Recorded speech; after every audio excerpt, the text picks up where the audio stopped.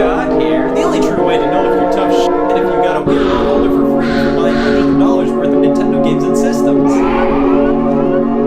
That's a big f*** you to anybody who doubted me buying a Wii U. Club Nintendo was one of the only cults I was in that offered 3DS XL charging cradles. They were the best. When you have a brand that's as beloved as Nintendo, you should do something in favor of the fans every now and then before they remember this was the company that sold us Odama. Enter Club Nintendo, a loyalty rewards program for Nintendo fans. You buy games, you get points for them, and you can save up a bunch of points to exchange for some amazing prizes. If you were in Europe or Japan, in North America you could exchange them for notebooks. North America's Club Nintendo was flooded with folders and shoelaces. To be fair, we got some good prizes from time to time over here, but I was always looking outside, seeing all the Europeans and Japanese having the time of their lives, redeeming their points to get an actual Mario Kart trophy. Come on. Club Nintendo technically first started exclusively in Europe back in 2002, initially named Nintendo VIP 24/7, but it really wasn't like the Club Nintendo we know of today. It was basically a site for European fans to flock to for exclusive updates on some Nintendo games. In North America, we had something called My Nintendo beforehand, which let you register your games with a specific code and screensavers and stuff. Sign me up.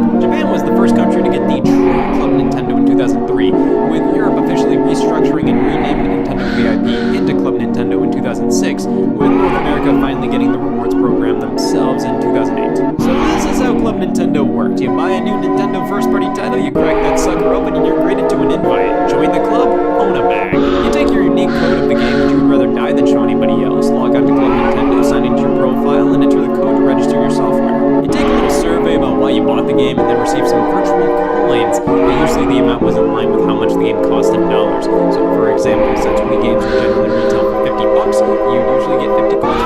When you bought a new Nintendo system, I gave you coins in the triple digits most of the time, and that was where the money was. I mean, I deserved that for buying this. If you connected your systems to Club Nintendo through their digital shops, you would automatically get coins for digital purchases. And I also believe some very specific physical third-party software came with Club Nintendo codes, but that happened far from often. After registering the game, there would be a chance to get about 10 extra coins if you took another survey after playing it, giving your thoughts on the product. Now I know there were a lot of people who would just get on a Club Nintendo survey and do the unthinkable. A lot of users didn't care about giving true, wholehearted feedback on games and just wrote gibberish to get through the dozen or so questions these surveys would ask. I personally didn't feel right doing that and actually gave real answers on Club Nintendo. But sometimes I'd get pretty lazy and just write the bare minimum. What did you think about this game? It's pretty good. Why did you buy this game? It's pretty good. Where did you buy this game? It's pretty good. A lot of people gave the surveys a flag just because they did take a good couple of minutes to get through. Couple that with the fact that the Club Nintendo website itself was painfully slow, and yeah, I can see why people didn't take these surveys seriously. But who knows, maybe the people writing gibberish and not giving clear feedback was the reason Nintendo said, alright, nobody cares, we can release that. I never really complained too much about the surveys because they gave you coins in return for completing them. Yes, Nintendo gives us something in return for taking time out of our day to talk about a product we care enough to register on abstinence.org. But of course, if people can take advantage of an already free service, they will. To be fair though, you get these surveys for any of the eShop games you download, and how much feedback can I really give on Donkey Kong 3? Another way you can fool Nintendo is by buying unused Club Nintendo codes off of eBay or something to get coins for a game you didn't buy. Or you can just walk into GameStop, open up a game, take a picture of the Club Nintendo code, and walk out. 8 years ago, I did that once with Metroid Other M. I don't know what came over me. Now, the coins you accumulated can be used to redeem a wealth of fun rewards they had in stock. I mean, that was the entire point of doing all this. You take the Mario handbags out of the picture, I refuse to buy games. After seeing the Club Nintendo propaganda in so many of the games I bought for a few years, I finally decided enough was enough. See, a lot of people join fraternities. I joined Club Nintendo in 2011. I liked the fact that I was starting to the party because that meant I had a lot of games to redeem right off the bat, so I was just swimming in coins at the start. Now, the rewards they had available changed all the time, with certain prizes being available for a limited time and then going away forever, while others were consistently available, only sometimes going out of stock. The colored 3DS XL charging cradles, those went out of stock before Nintendo even thought about making them, but don't worry, you could always buy the Kirby patches. Now, because of the limited stock of prizes and joining later in the site's life, I definitely did miss out on rewards that were only available pre-2011, which really stunk. But after actually looking back at all the physical rewards I got, I'm fairly content with what I chose to redeem. One of the first things I used my sweet coins on was this Wii Remote holder. Yes, I looked at all of this and said, fuck these, my Wii Remotes need a box. This is just a simple collapsible holder for the controllers. I use this for all kinds of remotes and lighters. I thought it was so adequate at holding, I got the other color, which after saying that, I should have brought that little factoid about myself to the grave. One could argue I didn't need this, but more could argue I didn't need two. Game & Watch collection for the DS was only available via Club Nintendo, and it was one of the most expensive rewards, 800 coins to redeem this one. The idea of getting a new physical game exclusive to Club Nintendo was just too cool to pass up. This was the second reward I redeemed after the first Wii Remote holder, and I will maintain it. This is a neat reward, a cute little collection of retro LCD Game & Watch games. But it wasn't the greatest investment back then. I mean, in my opinion, you could use those 800 coins to buy other things, like 2 Wii Remote holders. Game & Watch collection only includes 3 Game & Watch games. Now, to be fair, these are 3 games that use 2 screens, so they were a perfect fit for a collection on the DS. Nintendo's done Game & Watch collections before the DS, but these featured the original versions of the games, plus modern remakes of them as well. Game & Watch collections features the least amount of games out of all of these compilations, and it's just the originals, no extra pizzazz. So while it was still a cool reward, it's not the most enjoyable or interesting thing, to be honest. You could have picked up Game & Watch collection too, but I never did. I actually traded this into GameStop one day just because I really needed $3. One of my favorite rewards I picked up was this History of Handhelds card set.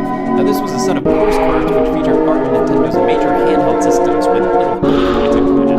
They cover a good chunk of them, but some aren't included, and have been released after 2011, and stuff like the Game Boy Light and Pokemon Mini on here, but that shouldn't detract from this being just a high-quality set of cards celebrating the history of Nintendo's handhelds.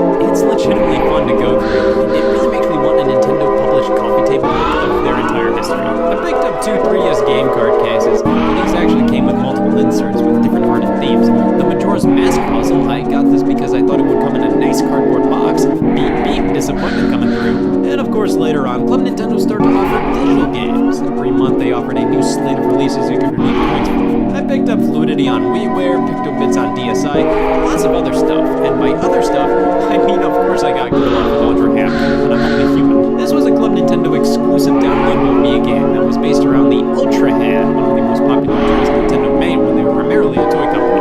It was 80 coins, which meant pretty much anybody could afford it. Even if you didn't want it, you probably had like 100 coins left on your account, and the only things you could get were either Grill Off with Ultra Hand or another screensaver. And I mean, come on, it's a Club Nintendo exclusive game, just think about it. Grill Off was an arcade-style, go-for-the-high-score type game, but that didn't excuse it from being bad. It wasn't that great, but it was cool as a Club Nintendo exclusive. And for every reward I got on Club Nintendo, there were about 10 rewards I either couldn't get because they went out of stock a split second after I saw them, or they were too expensive, and then there were the rewards you couldn't pay me to redeem. 10 coins for screensavers, of course now.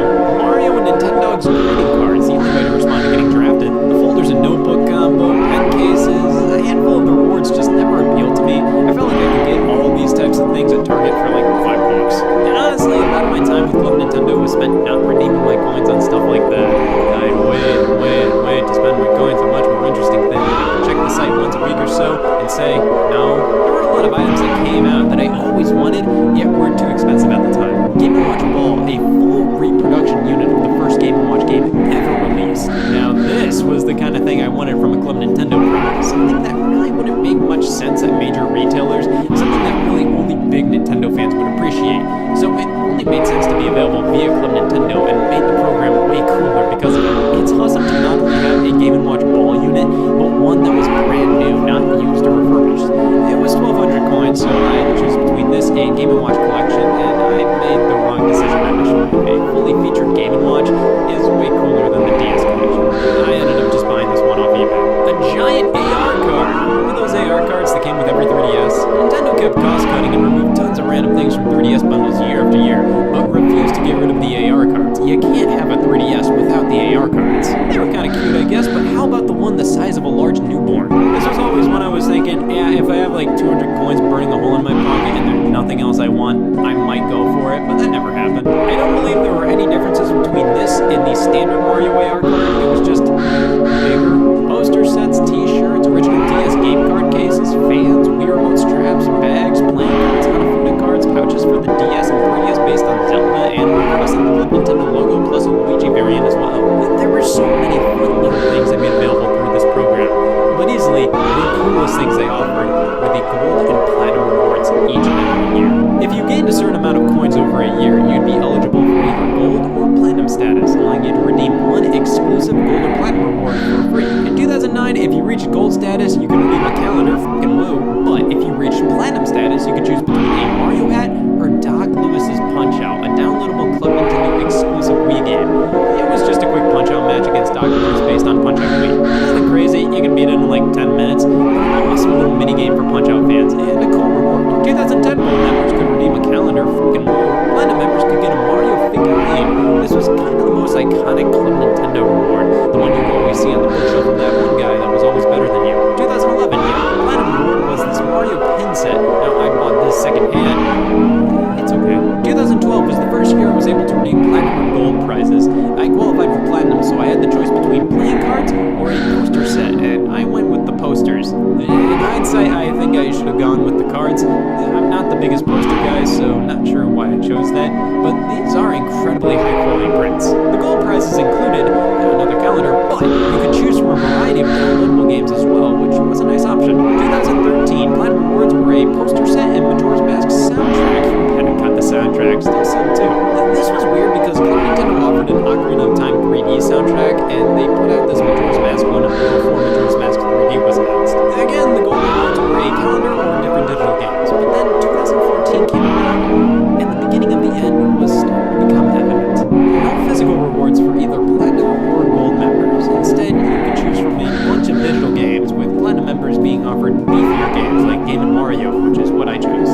This was pretty disappointing because a lot of the Club Nintendo members, including myself, already had a lot of the games they were offering, so kind of like, well, I really want Game & Mario, but it's the only one I don't have. Now, the ups and downs of the North American Club Nintendo were almost non-existent in other countries. Europe and Japan seemed to more so use Club Nintendo as a way to reward passionate fans with products that were too specific and niche to be sold at major retailers. I have a few Japanese Club Nintendo rewards I've bought over the years, and they're the sole reason North Americans cry. A Wii Remote style TV remote. This doesn't actually work with the Wii, it's just a Japanese TV remote that uses a Wii Remote shell. That's still awesome. A golden Wii wheel. Comes with packaging and everything. And they would still do packaging for all these products as if they were retail products, like this gold nunchuck. In North America, we got the gold nunchuck on Club Nintendo, but it just came in a plastic bag in the mail. A Super Famicom Classic controller for the Wii. This is a full reproduction of the Super Famicom controller, but it plugs into your Wii remote and you can use it with Virtual Console games. This isn't nearly as special now because you can do this with the SNES Classic Edition controllers, but this was the first time Nintendo did something like this, and the box art is awesome. Specific games were released exclusively via Club Nintendo, like Tingle's Balloon Fight. Yep, that is a Tingle Balloon Fight. Excitebot's Trick Racing was only available via Club Nintendo in Japan, and they had all these physical soundtracks for games available, special edition controllers. They had these 3 amazing box sets, all the re-released Famicom minigames on the Game Boy Advance. Club Nintendo in Europe just straight up offered Nintendo points for you to use on the Wii Shop channel or DSi Shop. You didn't have to wait for a specific game to become a Club Nintendo member. You could just get a points card and buy what you want. Every time I'd see what was available either in Europe or Japan, I got a little miffed. Not only was the quality of these rewards amazing, but the sheer quantity spit in the face of us Ohioans. We usually have like 6 rewards available at all times. They had like 2 dozen.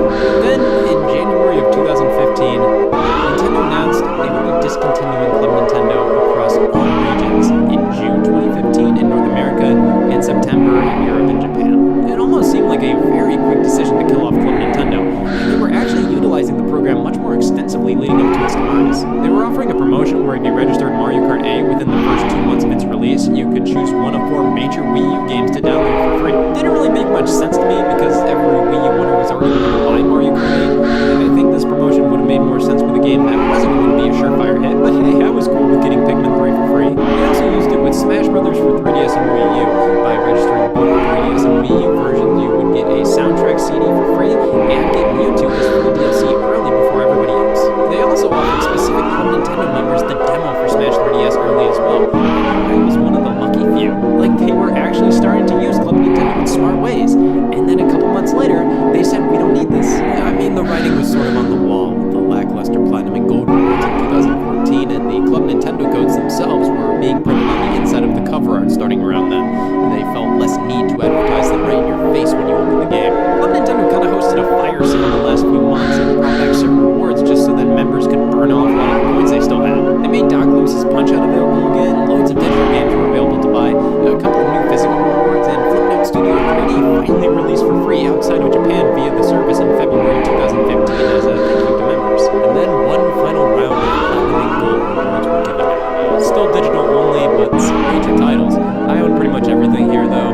I think I got Mario Kart 7 and sold the code on eBay. This was a solid end to the program, and to this day I refuse to look at what Europe and Japan got in the final months of Club Nintendo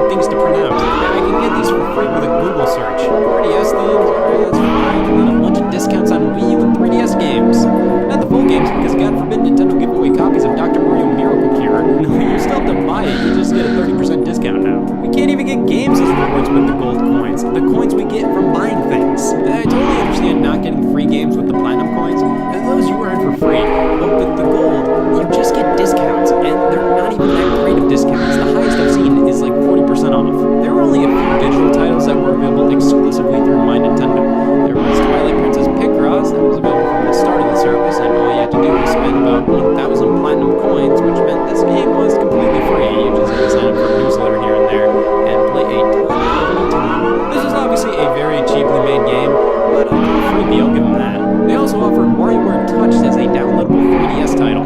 It's literally the DS game, but digitally downloadable through the 3DS. Nothing's different between the digital and original physical releases, but this was the only time Nintendo's ever digitally offered a physical DS game on the 3DS, so I got it because of that. But that's really it. They offer Flipnote Studio 3D for people who didn't snag it on Club Nintendo. They offer digital strategy guides. No thank you. Holy bingo! I keep forgetting My Nintendo exists. Thankfully, the gold coins can now be used to receive in-store credit on the Switch's eShop, but they feel stingy with this stuff. Like, you have to buy a ton of games to get just like $5 worth of store credit. I also don't understand how you barely get anything better with the gold coins compared to the platinum coins. These are the coins I had to spend money to get, and yet there are sometimes less rewards I can redeem compared to rewards for platinum coins. And sometimes stuff like the discounts, I just don't understand how Nintendo thinks this motivates customers to spend money on their stuff. 30% off Twilight Princess HD for coins I got for free, compared to 20% off Sushi Striker for coins I paid to get. So much about My Nintendo's existence makes no sense to me. So I get points for playing Nintendo mobile games, and with those points I can redeem discounts for games on 3DS and Wii U. I get no points for playing Nintendo's console games. With Club Nintendo, it was easy to understand how both the user and Nintendo benefited from it. You buy the games, you give feedback on it, you can get rewards. My Nintendo, you use free-to-play mobile games to then get rewards for outdated Nintendo consoles that aren't really rewards, they're just sort of discounts and PDFs. At least Club Nintendo gave you a reason to want to visit the site. Whenever I use the My Nintendo site, I just end up asking, how did I get here? My Nintendo is easily worse than Club Nintendo in almost every way. So much about this program makes absolutely no sense to me. So I play Nintendo mobile games to get a discount on Star Fox Zero. I don't know if there's any My Nintendo supporters out there, and if there are, I don't want to see any of them come up to me and ask, oh, so did Club Nintendo have bingo cards?